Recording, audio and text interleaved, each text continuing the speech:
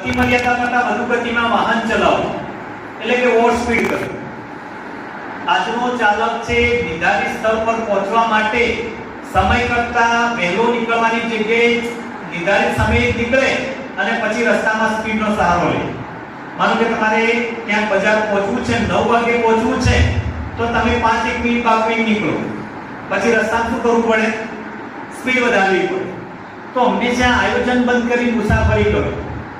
ક્યારે વાહન વ્યવહાર કરતા સ્પીડના સહારાથી આપણે નિર્ધારિત સ્થળે પહોંચવાની ગણતરી કરીશું તો અકસ્માતો વધી જશે.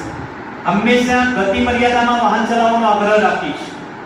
ગતિ મર્યાદા એટલે કે જે તે ગાડી તમારી કાબૂમાં રહી શકે અને તમને સ્પષ્ટ રોડનું વિઝન જોઈ શકાય એ ગતિમાં તમારે વાહન ચલાવો. બધા જ ડ્રાઈવરની વાહન કાબૂમાં રાખવાની ક્ષમતા અલગ અલગ છે. માનો કે ટુ વ્હીલરનું આપણે ઉદાહરણ લઈએ તો કોઈ 40 પર સારું બાઇક ચલાવી શકતો હોય, કોઈ 50 પર સારું ચલાવી શકતો હોય, અને કોઈ બીજો એવો પણ ડ્રાઈવર હોય કે એને માંડ 30 કે 35 પર ચલાવતા હોય, ફાંફા પડતા હોય.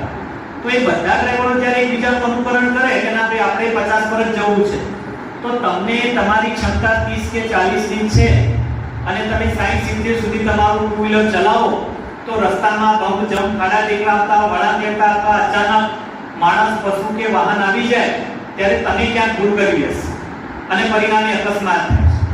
એમ કહેવાય છે કે જેમ જેમ તમારી સ્પીડ વધે એમ તમારી જોવાની ક્ષમતા ઓછી થઈ.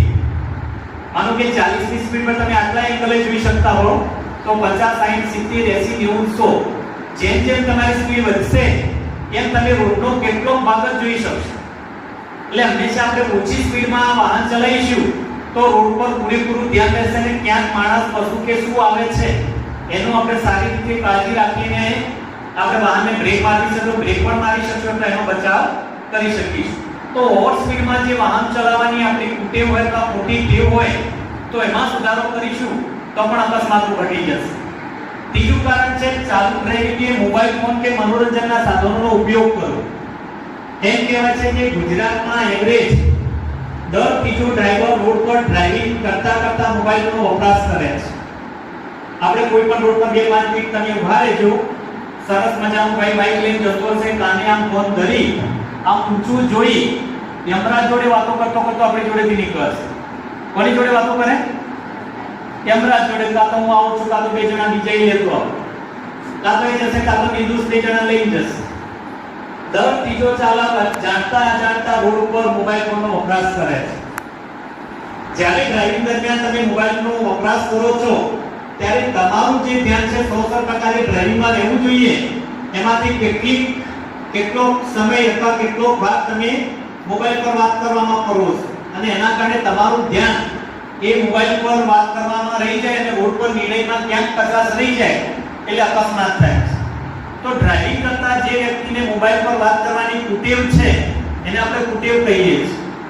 જો આપણને કે બીજાને નુકસાન થતું હોય અને આપણને ખબર છે છતાં જો જાણતા આપણે મોબાઈલનો વપરાશ કરીએ છીએ તો આવી કુટેવ જેના ઘરે અથવા જે ચાલકને હોય એ બંધ કરશે તો પણ અકસ્માતો ઘટી જશે.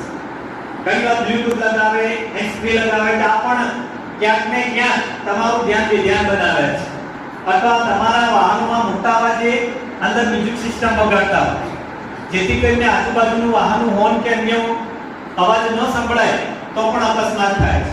તો વાહનના વપરાશ દરમિયાન મોબાઈલ ફોનનો વપરાશ કરવાનું ટાળીશું તો પણ અકસ્માતો ઘટી જશે. ચોથું કારણ છે ટ્રેન હિટિંગ કરવું એટલે કે વાહનની પાછળ ભયજનક રીતે તમારું વાહન ચલાવવું. તમે બધા સ્કૂલ બસ જોઈ છે ને? એની પાછળ શું લખવામાં આવે છે? સ્કૂલ બસ પાછળ શું લખવામાં આવે છે? તમારું વાહન ઘરે મૂકી ના તો 15 કે 20 ફૂટ દૂર રાખો. કદાચ જો નજીક ચાલતા હોય કદાચ જેવો હોય એવું લખાવવું પડશે કે ઘરે મૂકી ના કેમ? ટ્રેન ગેટિંગ થાય છે. આપણે જાણતા તમે હું આગળ જતા વાહનની બહુ નજીક વાહન ચલાવીએ છીએ. એમ કહેવાય છે કે નિયમ એવો છે કે તમારી ગાડીની જે સ્પીડ છે એ સ્પીડ કરતા સવાયું અંતર તમારે રાખવું પડે. એટલે કે આગળ બસ જાય છે તો મારી એક્ટિવા છે એ 40 ની સ્પીડ પર છે તો બસ અને મારી ગાડી વચ્ચે ઓછામાં ઓછું 50 ફૂટનું અંતર હોવું જોઈએ. તમે 40 પર ચાલો છો તો 50 ફૂટ, 50 પર ચાલો તો 60 65 ફૂટ અને 60 ઉપર ચાલો તો 80 ફૂટ જેટલું અંતર તમારે હોવું જોઈએ.